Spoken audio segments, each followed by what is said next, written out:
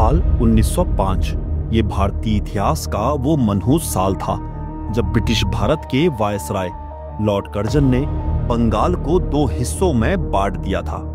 कारण था बंगाल में अंग्रेजों के खिलाफ जोर शोर से होने वाला क्रांतिकारी आंदोलन। ये वो दौर था जब भारत में अंग्रेजों की हुकूमत थी और आज का बांग्लादेश भी भारत का ही एक हिस्सा था। उस समय बांग्लादेश को पूर्वी बंगाल कहा जाता था। लॉर्ड कर्जन के 1905 के बंगाल विभाजन के फैसले ने बंगाल को दो हिस्सों में बांट दिया। एक हिस्सा बना पश्चिम बंगाल और दूसरा हिस्सा पूर्वी बंगाल यानी आज का बांग्लादेश। विभाजन के इस फैसले को लेकर पूरे देश में बड़े पैमाने पर आंदोलन शुरू हुए। लोगों ने अंग्रेजी हुकूमत के खिलाफ स्वदेशी आंदोलन चलाकर विदेशी सामानों का बहिष्कार किया। बंगाल के साथ साथ भारत के कई हिस्सों में विदेशी सामानों की होली जलाई जा रही थी। दूसरी तरफ अंग्रेजी सरकार इस आंदोलन का क्रूरता से दमन कर रही थी।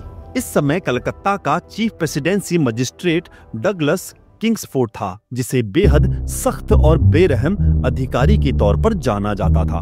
भारत के इतिहास में दर्ज है कि किंग्सफोर्ड ने ब्रिटिश राज के खिलाफ खड़े होने वाले लोगों को कितनी क्रूर और बर्बर सजाएं दी थी। बंगाल विभाजन के दौरान भी मजिस्ट्रेट किंग्सफोर्ड ने कई भारतीयों को ऐसी क्रूर सजाएं सुनाई थी जो आखिरकार उनकी जान लेने पर ही खत्म होती थी। बंगाल विभाजन के विरोध में 9वीं कक्षा का एक छात्र पढ़ाई छोड़कर स्वदेशी आंदोलन से जुड़ गया था, जिसका नाम था खुदीराम बोस। इसी दौरान खुदीराम बोस बंगाल के एक क्रांतिकारी संगठन युगांतर से भी जुड़ गए। इस प्रकार छोटी सी आयु में ही खुदीराम बोस भारत की आजादी की लड़ाई में कूद पड़े थे। कुछ समय बाद ब्रिटिश हुकूमत ने किंग्सफोर्ड को प्रमोशन देकर मुजफ्फरपुर बिहार का सत्र न्यायाधीश बना दिया, लेकिन क्रांतिकारी संगठन युगांतर इस बात से खुश नहीं था। युगांतर संगठन ने किंग्सफोर्ड द्वारा भारतीयों पर ढाए गए जुल्म का बदला लेने का फैसला किया।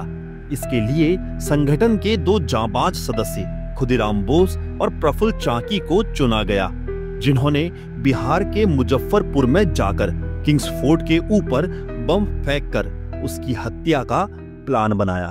30 अप्रैल 1908 की शाम को अपनी योजना के अनुसार खुदीराम बोस और प्रफुल्ल चाकी ने बिहार के मुजफ्फरपुर में किंग्सफोर्ड की बग्गी पर बम फेंककर हमला किया और वहां से फरार हो गए।